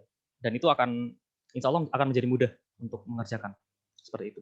Kalau dari manajemen waktu yang lainnya, seperti tadi kan kendala ya, mungkin kita ada waktu untuk mager, waktu pingin nongkrong itu ya mungkin ada yang dikorbankan sedikit sih. Seperti itu kira-kira. Oke, thank you Kak Tegar untuk jawabannya. Itu tadi ya, manajemen waktu. Yang pertama dari sisi kuliah dan juga project. Enaknya itu kita dapat tim yang memang udah kompak dan juga udah terbagi gitu ya Kak untuk job desk-nya. Oke, keren banget. Dari Kak Anissa atau Kak Kristi mau nambah ini seputar manajemen waktu? Aku nambahin dikit mungkin ya teman-teman. Manajemen waktu itu pertanyaan klasik banget untuk mahasiswa ya, karena kalau aku dari dulu, dari semester 1, aku udah pengen punya 4 hal yang harus aku take care of gitu. Yang pertama, aku harus punya hobi yang bisa nambah ilmu dan skill. Aku harus punya hobi yang bikin aku sehat. Aku harus punya hobi yang bikin aku senang. Dan aku harus punya hobi yang bisa menghasilkan uang. Nah, 4 ini harus balance gimana pun caranya. Kalian punya waktu 24 jam dalam sehari, coba kalian introspeksi deh yang bikin kalian gak punya waktu itu, rebahannya atau karena emang sibuk gitu. Jangan denial, karena maksudnya kalian tuh terlalu banyak waktu kosong guys, jadi maksimalkanlah waktu-waktu kosong itu untuk hal-hal yang positif, instead of rebahan gitu. Dan itu tuh nggak sesusah itu kok, misalkan 24 jam. Anggaplah kalian mager, tidur, dan istirahat bla bla bla 10 jam. Kalian masih punya 14 jam dalam satu hari yang terserah mau dipakai buat apa aja. Aku jadi mawapres, ikut lomba, beasiswa, IPK aku alhamdulillah 3,8 sampai sekarang. Dan aku masih bisa namatin hampir semua drakor yang ada di internet sekarang. Aku masih sempat Netflixan, aku masih sempat cover lagu. Itu bukan tentang bukan tentang kalian nggak punya waktu, tapi kalian gimana memprioritaskan kesehatan otak dan hati kalian gitu loh. Jadi keep it balance aja. Jangan sampai ada waktu untuk kalian rebahan kayak nggak ngapa-ngapain gitu. Itu sangat dihindari. Daripada kalian rebahan, mending kalian ngapain kayak mending nonton drakor atau do something yang bikin kalian happy instead of rebahan. Itu dari aku. Oke, kece banget ya jawaban dari Kak Anissa. Jadi penting banget teman, penting banget ya. Sebenarnya yang perlu kita pahami itu bukan karena kita nggak punya waktu, tapi kemampuan kita untuk memanage waktu kita. Mau kemana aja nih gitu. Oke, itu dia dari Kak Anissa, keren ya. Oke, tadi aku ada lihat pertanyaan ini ada dari 4_Printari. Tips menulis esai untuk mengajukan beasiswa. Wah, ini pertanyaan krusial banget nih untuk calon-calon penerima beasiswa. Oke, mungkin ini boleh aku mulai dari siapa nih? Kak Tegar atau Nisa, Kak Nisa atau Kak Christine ya? Mungkin dari Kak Tegar. Oh ya, terima kasih. Esai ya, tentu tiap beasiswa kadang-kadang ada yang ada esainya, ada yang enggak. Kalau Cargill kemarin kebetulan kita ada disuruh buat 2 esai. Itu spesifik sih teman-teman. Jadi esai yang pertama itu mengenai menceritakan pengalaman yang bentuk pribadi atau sifat kepemimpinan kita di masa sekarang. Jadi kita disuruh cerita pengalaman masa lalu. Nah di sini ya tentu masing-masing keluarga, masing-masing orang itu punya pengalaman masing-masing ya. Jadi mungkin jujur pada diri sendiri sama harus pinter pintar-pintar membuat kalimat seperti itu.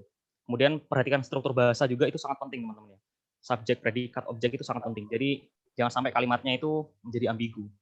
Mungkin kalau yang terkait pengalaman pribadi itu ya, untuk harus membuat esai keluarga. Kemudian yang esai kedua di Cargill itu kemarin kita diminta untuk membuat suatu esai yang bertemakan isu sosial dan keinginan kita untuk menyelesaikan tersebut masalahnya. Nah itu tentu kuncinya adalah di wawasan teman-teman. Kita harus buka wawasan kita harus banyak baca berita, pengetahuan, sama yang terkait dengan jurusan kita lah. Gitu. Jadi biasanya beasiswa itu kalau di Cargill khususnya ya, mereka mencari seseorang yang benar-benar mencintai bidangnya teman-teman. Jadi benar-benar menyukai keahliannya. Jadi kita harus banyak baca-baca mengenai jurusan kita, isu-isu sosialnya apa-apa saja. Jadi waktu itu saya menceritakan isu sosial tentang jurusan saya dan keinginan saya untuk berkontribusi dan mencarikan solusi. Mungkin seperti itu sih, dari wawasan dan kesadaran. Cukup. Oke, thank you banget nih Kak Tegar untuk tipsnya ya. Tadi ada juga nyinggung mengenai esai yang biasa atau untuk khusus di Cargill itu tadi ada esai mengenai diri sendiri kali ya Pak? Ya Kak, ya, diri sendiri dan juga itu isu sosial dan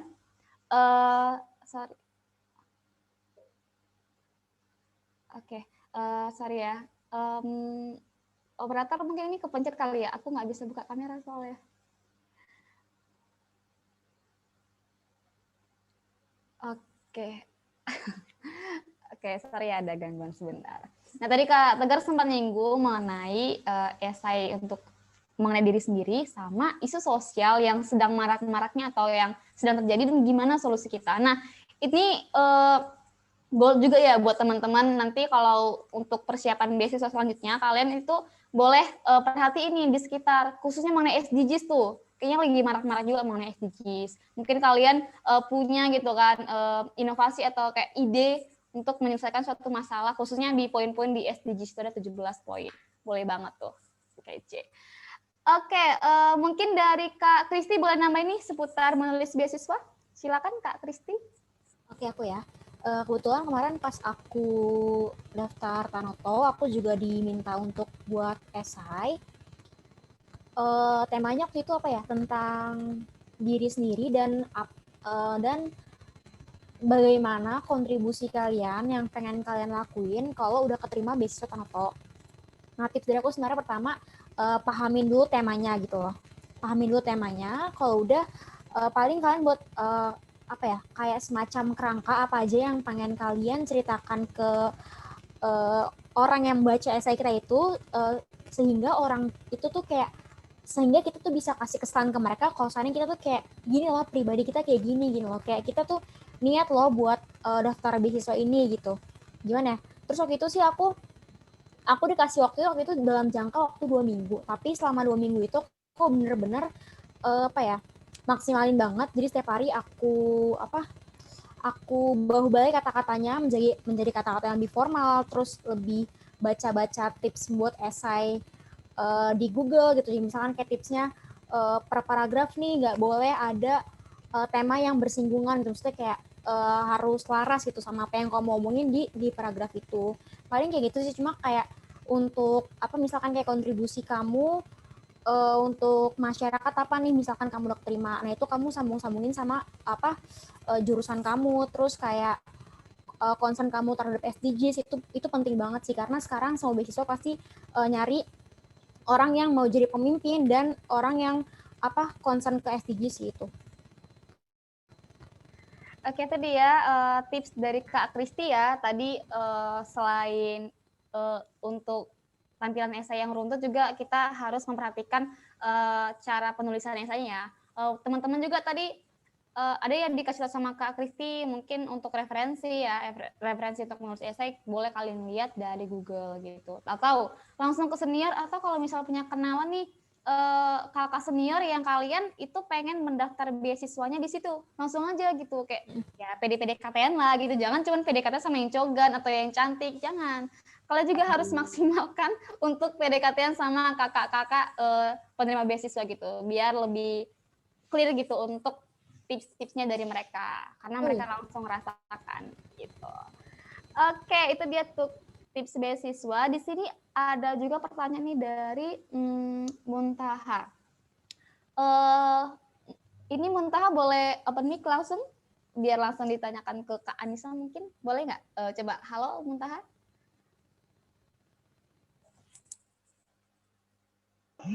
Halo Kak, Assalamualaikum. Oke, waalaikumsalam. Boleh nih langsung perkenalkan diri, asal sama. Maaf ya Kak. Iya, sebelumnya maaf tidak on cam ya Kak. Ini kayaknya sinyalnya lagi kurang bagus deh ya. Oke. Baik, terima kasih. Perkenalkan, nama saya Muntaha dari IAIN Surakarta. Di sini saya mau tanya sama Kak Ansya ya Kak, mengenai beasiswa Jarum. Apakah saat mendaftar beasiswa Jarum itu nama instansi sangat mempengaruhi dalam penerimaan beasiswa itu? Dan jika dalam persyaratan itu tidak ada nama instansi saya ya Kak, apakah langsung tidak bisa untuk mendaftar beasiswa Jarum itu? Jika iya, langkah dan strategi apa yang harus dilakukan? Terima kasih. Oke. Jadi salah satu syarat kalian untuk daftar Jarum Beasiswa Plus adalah instansi kalian harus terdaftar sebagai mitra Jarum Beasiswa Plus gitu. Kalau sekarang instansinya nggak masuk, berarti sangat disayangkan kalian belum bisa daftar. Tapi bukan berarti kalian tidak bisa membantu.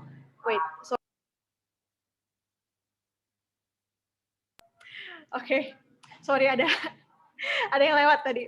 Nah, kalau kalian nggak ada di list itu nama instansinya, bukan berarti kalian tidak bisa membantu adik-adik tingkat kalian gitu. Kalian tetap bisa ngajuin, ngasih email ke Jarum Beasiswa Plus kalau permisi Bapak Ibu, kok univ saya nggak ada ya, ini mohon maaf gitu. Nanti ada tombolnya gitu kecil di bawah, My Universities is not here gitu. Jadi ya udah klik aja di situ. Jadi itu mungkin bisa membantu Jarum Beasiswa Plus untuk notice instansi kalian.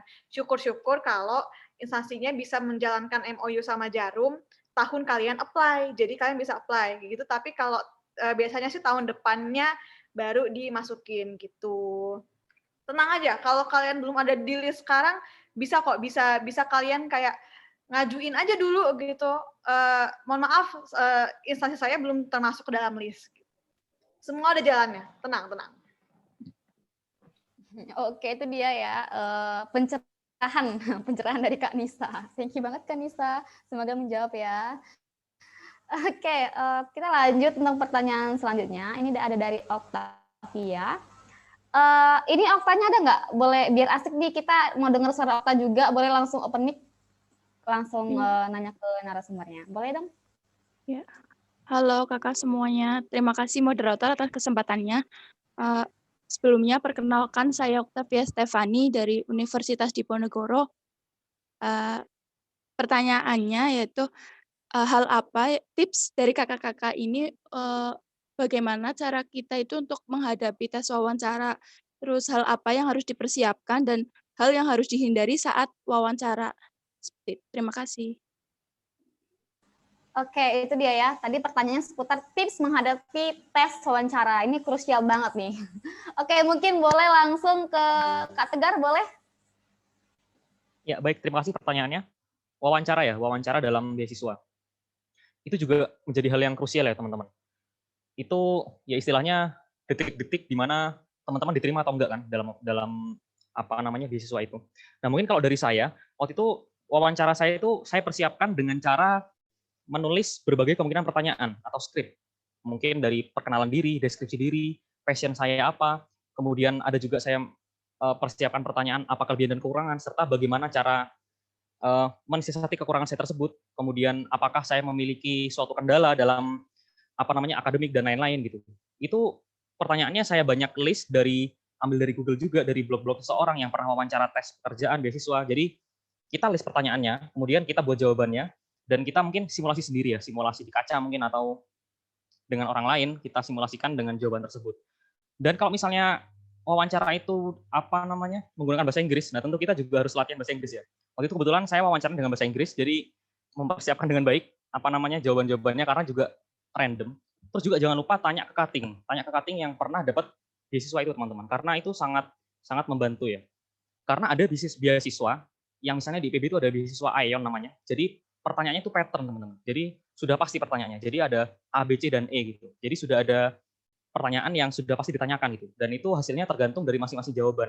Ada juga beasiswa yang pertanyaannya itu random teman-teman. Misalnya Cargill, saya tanya ke cutting itu pertanyaannya dari 1 sampai 20 orang yang diwawancara itu berbeda teman-teman. Dan akhirnya saya memutuskan, wah ini kalau misalnya beda gini berarti tergantung dari apa yang saya sampaikan gitu. Ternyata benar teman-teman. Pertanyaan setelah saya disuruh mendeskripsikan diri itu tergantung dari apa yang saya sampaikan. Kebetulan waktu itu saya menyampaikan banyak hal mengenai proyek dan akademik ya. Benar, jadi tentang pertanian juga. Akhirnya dari menit ke-5 sampai menit ke-20 itu pertanyaannya seputar pertanian, akademik, kemudian bagaimana cara saya memanajemen proyek, kemudian bagaimana cara saya berkomunikasi dengan dosen, itu ditanyakan gitu loh. Jadi kita betul-betul mempersiapkan apa-apa yang mungkin ditanyakan dan persiapkan sebaik mungkin sih jawaban-jawabannya. Kemudian tunjukkan diri teman-teman itu baik ya. Mau untuk maju, mau untuk belajar, kemudian tunjukkan juga profesional, kemudian tunjukkan juga diri itu bisa berpotensi menjadi pemimpin, terus banyak diceritakan juga, istilahnya menunjukkan diri itu berpotensi untuk menjadi seseorang yang luar biasa lah seperti itu, ya dengan kata-kata yang baik lah tentunya. Mungkin untuk yang dihindari jangan sampai nervous sih, jadi harus bisa kalem, santai, dan jawab dengan singkat dan jelas gitu. Mungkin kalau dari saya itu. Oke, thank you Kak Tegar untuk tipsnya ya. Benar banget ya teman-teman. Jadi kalau kita mau tes wawancara itu ya, pastikan untuk sebelumnya itu udah mempersiapkan jawaban dari berbagai pertanyaan yang mungkin muncul saat wawancara. Keren tuh, jadi kita simulasi sendiri gitu. Tadi aku juga notice ya dari yang disampaikan Kak Tegar, jadi memang benar banget ya. Jadi pertanyaan yang muncul itu bakal berasal dari jawaban-jawaban yang teman berikan saat ditanya. Jadi pastikan kalian memang benar-benar udah mempersiapkan jawabannya. Itu ya teman-teman. Oke, mungkin dari Kak Kristi boleh menambahi untuk tips wawancara. Silakan Kak Kristi. Oke, aku ya. Jadi waktu itu aku juga tahap terakhir kan wawancara tuh. Nah, ini sih diajarin banget sama Paranto sekarang. Kalau seandainya hindari yang namanya telat, pokoknya hindarin banget. Pokoknya jadi kalian misalkan wawancara 10.30 nih, jangan kalian 10.25 baru nyalain laptop, baru apa gitu segala macam. Jadi kayak ribet sendiri gitu loh. Jadi kalian nggak pada saat wawancara diri kalian pun belum tenang gitu. Jadi kalau bisa persiapin waktu yang agak jauh dari jam kalian wawancara. Yang kedua yang pasti sopan gitu loh. Jadi etika wawancara kan kayak pakaian sopan gitu. Jadi pakai kemeja, terus rambut kalian rapi, yang cowok juga rambutnya rapi gitu, yang cewek misalnya dikuncir segala macam gitu kan. Terus paling aku waktu itu pernah banget dikasih tahu Tanoto kalau seandainya kondisi dari ruangan kalian tuh harus mendukung. Jadi misalkan kalian lagi wawancara nih, jangan sampai ada suara kayak motor lewat atau background yang mengganggu gitu. Misalkan kayak gini nih, kayak pakaian yang digantung gitu segala macam. Tapi udah itu sih teknisinya. Cuma waktu itu sebelum aku wawancara pastinya aku banyak ngomong di depan kaca gitu. Jadi ngomong aja misalkan kayak kalian ngomong sendiri aja kayak orang gila bla bla bla, kan belajar ngomong segala macam. Terus apa lagi ya? Ya pokoknya jangan kata nervous. Dan waktu itu sih aku sempat ditanya, cuma aku nggak tahu jawabannya kan. Cuma kalau kalian ditanya dan kalian nggak tahu jawabannya, jawab aja dengan sopan kayak, kak maaf saya nggak tahu jawabannya gitu. Jadi kalian jangan kayak orang linglung segala macam. Terus pokoknya kalian harus nyambung diajak ngobrol. Misalkan kayak pengetahuan tentang SDGs tuh, SDGs penting banget karena tuh aku di Tanoto concern banget sama yang namanya SDGs. Ntar kalau kalian nggak tahu kalian bisa searching Google. Habis itu pokoknya itu terus aku tanya seputar jurusanku gitu, kayak kan aku hukum kan, terus tanya isu-isu hukum yang lagi hits nih apa nih gitu. Itu sih. Terus pokoknya itu perkenalan diri, pokoknya itu penting banget. Jadi setelah aku di seluruh wawancara tuh pasti kalian tanya coba dong deskripsiin diri kalian sebisa mungkin. Nah kalau Tanoto itu aku pakai bahasa Inggris, tapi kalau misalkan kalian udah nggak bisa nggak apa-apa gitu, jadi bisa bahasa Indonesia aja. Penting sopan sih, sama persiapin jaringan segala macam, dan sampai kayak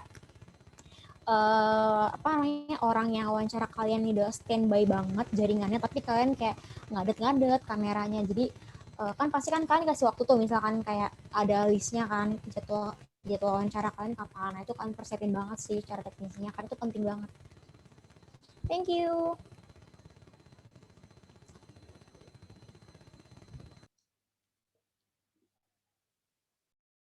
Oke, itu dia jawaban dari Kak Kristi. Thank you banget Kak. Jadi balik lagi ya teman-teman, yang paling penting dan terutama itu kita harus benar-benar persiapan gitu ya. Tadi juga Kak Kristi ada kasih tips ya. Intinya jangan telat, baik online maupun offline atau luring gitu.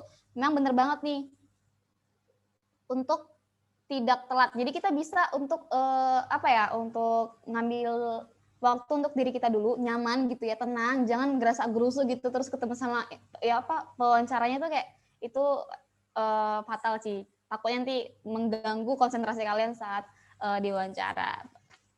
Oke, itu dia. Mungkin kita nggak bakal afdol juga kalau nggak mendengarkan tips dari Kak Nisa. Oke, langsung aja Kak Nisa untuk tips wawancara.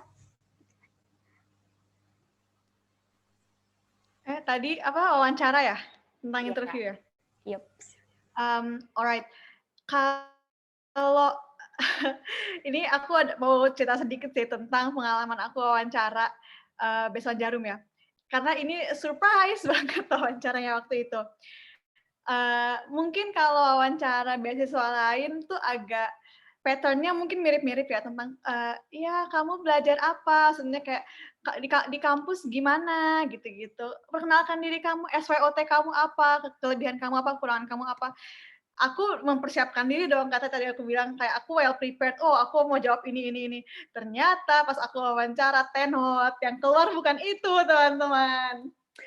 Karena wawancara Jarum itu sangat personal. Kayak kamu akan diajak ngobrol heart to heart sama si pewawancara. Udah kayak curhat aja gitu. Jadi ditanya, kamu habis lulus mau ngapain? Mau kuliah? Kalau mau lanjut kuliah di mana? Kalau lanjut kerja di mana? Mau jadi apa cita-citanya? Kamu udah ngapain aja di kampus? Hubungan kamu gimana? Keluargamu gimana? Kayak, kok personal banget yang ditanya gitu. Jadi tadi aku sangat menekankan kalau sebelum wawancara kalian harus know yourself first, karena kalau wawancara Beasiswa Jarum itu semua pertanyaan bisa kalian jawab dengan lancar, dengan baik selama kalian mengenal diri kalian sendiri. Selama kalian tahu kalian itu siapa, mau jadi apa, planning 5 tahun, 10 tahun lagi mau ngapain, itu lancar, bakal langsung lancar. Tapi kalau kalian pelengah-pelengok, nggak tahu mau jadi apa, nggak punya goals ke depannya mau ngapain, udah tenot itu mah. Jadi Oh, dan ini sih, aku meng-highlight banget tadi kata Kristi, lingkungan ya, itu penting banget kalau online ya. Kalau kalian wawancara online, please ini lighting, background, baju, itu semua dilihat. Jadi itu sangat mempengaruhi. Itu aja sih dari aku. Aku nambahin boleh nggak? Oke, boleh silakan.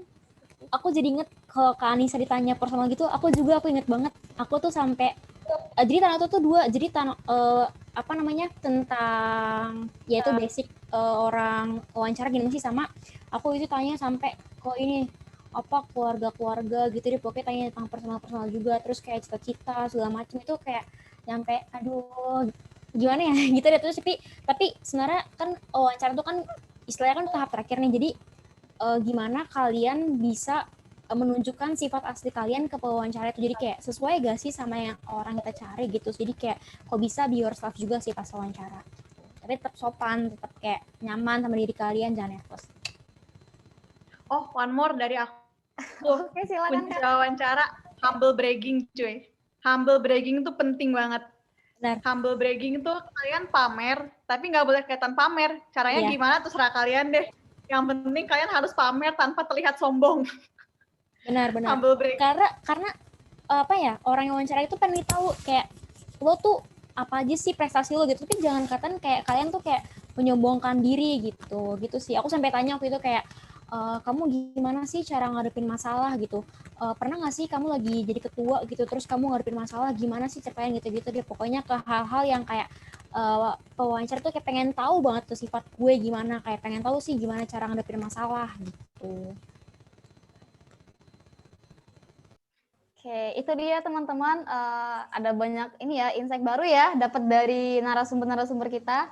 Tadi dari persiapannya, terus juga penting untuk mengenal diri sendiri, bahkan sampai ke goals kita ke depan, cita-cita gitu ya. Intinya untuk wawancara itu memang benar-benar harus dipersiapin sih. Oke, kita beralih ke pertanyaan terakhir nih. Ada dari Husein Mubarak. Ini, halo Husein, ada nggak? Biar lebih afdol nih, kita mau dengar suaranya. Boleh open mic-nya? Maaf Kak. Halo Kak. Oke, silakan Husein. Sebelumnya Husen minta maaf ya Kak, nggak bisa on cam. Oke, aman. Pertanyaan Husen untuk Abang dan Kakak mengenai ini sih, mahasiswa berprestasi.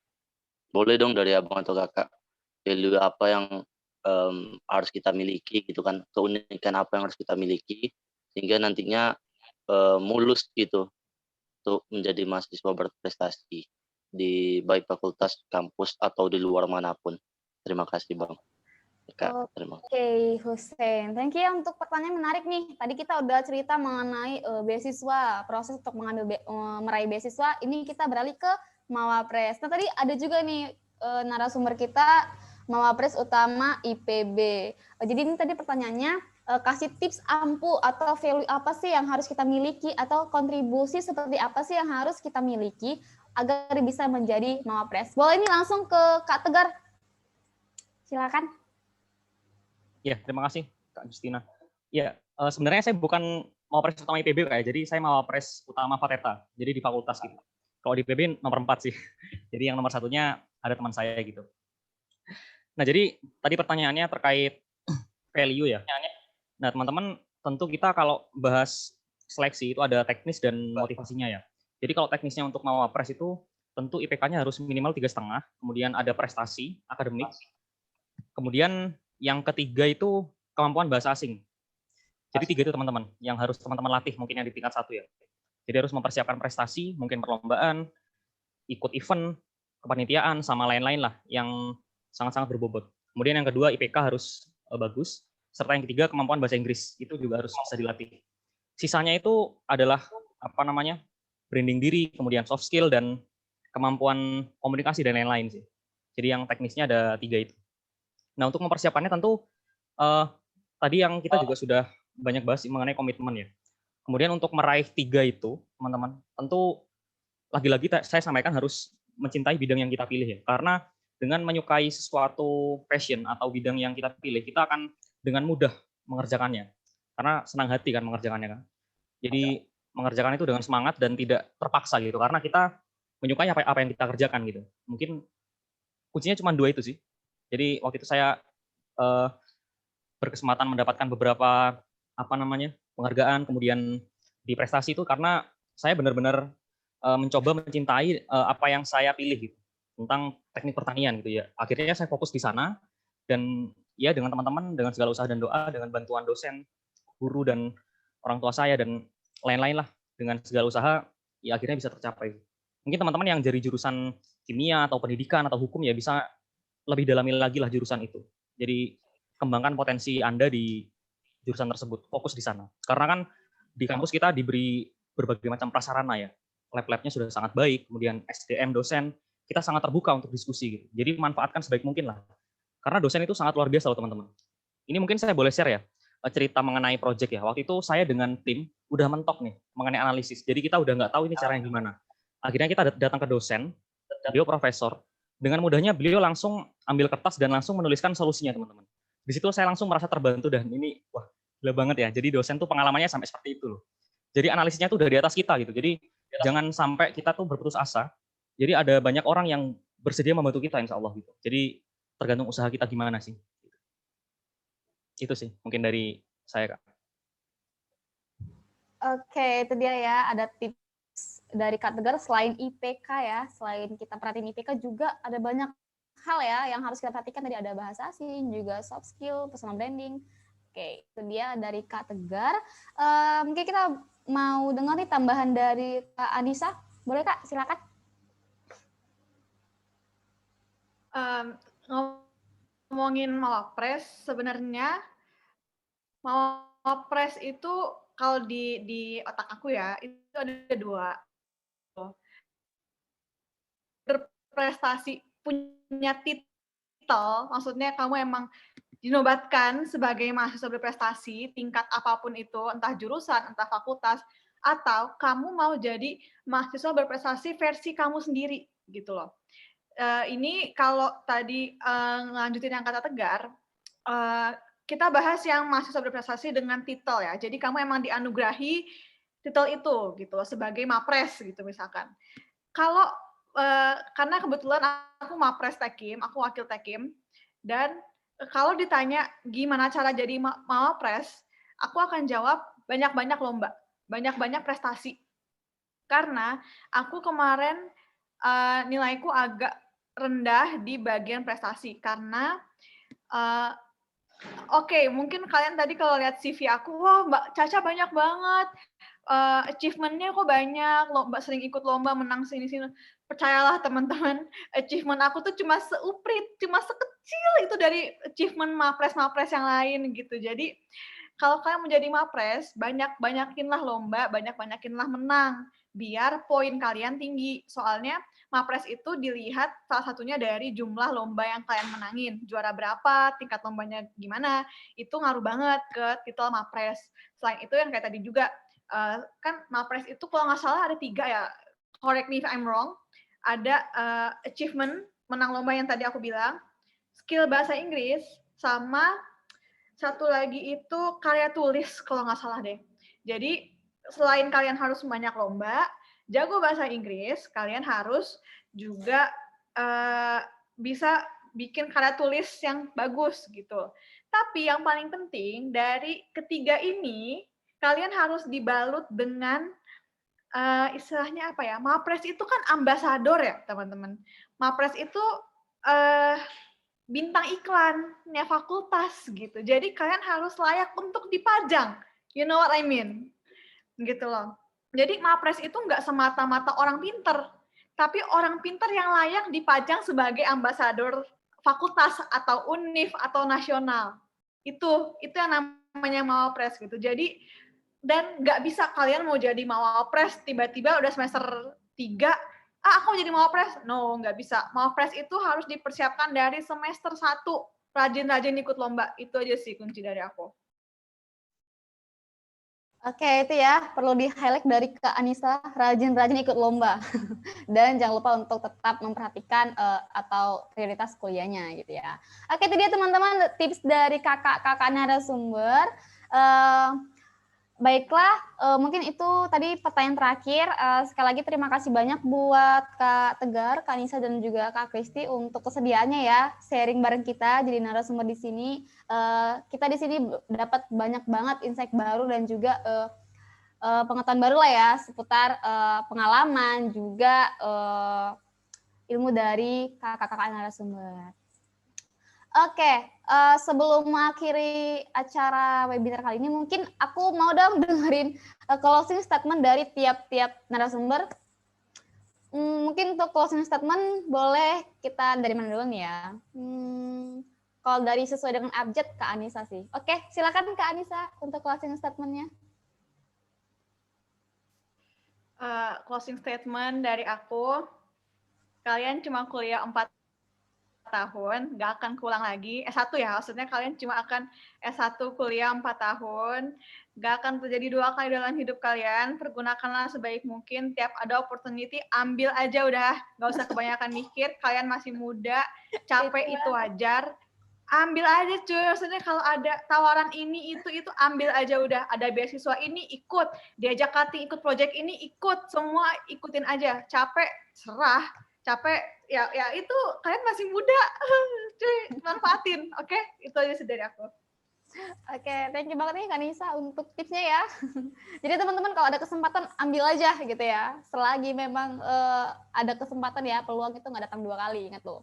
Oke, itu dia dari Kak Nisa. Kita beralih kalau sesuai dengan abjad, ini ada Kak Ivoni Kristi. Silakan untuk closing statement-nya kepada Kak Kristi. Aku ya.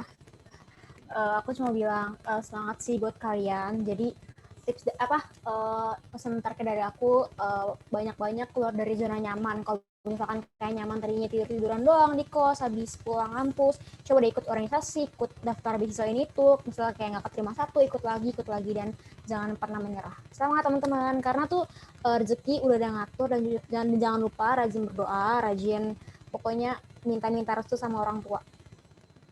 Karena tuh manjur banget sih menurut aku. Semangat! Oke, thank you Kak Kristi untuk closing statement-nya. Oke, yang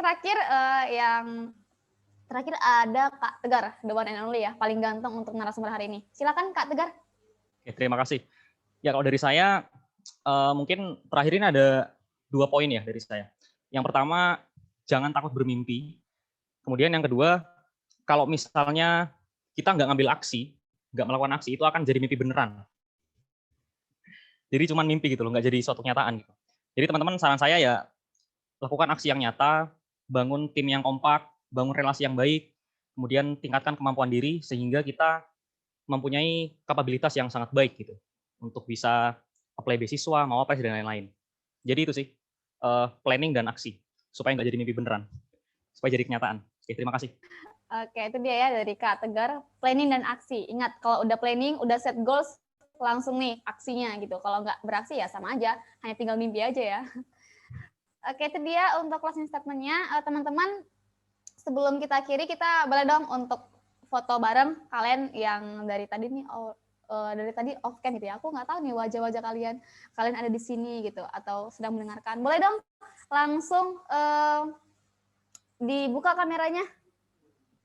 Yuk, kenang-kenangan yuk. Foto Mungkin bareng. panitia ini apanya? Oke, udah mau bilang itu tadi untuk screen-nya. Oke, boleh nih teman-teman open cam. Kita mau sesi dokumentasi. Yang lain dong, ada Kak Arum, Ido, ada Solehatun, ada Putri, Fami, Wina, Hussein, boleh kalau Ya, misalnya Ratna. ada kendala langsung aja open cam ya. Putri. Ayo. Oke, udah nih, gak ada lagi yang mau on cam. Oke, berdian. Yang lain, Okta nih yang jagonya main tebak-tebakan.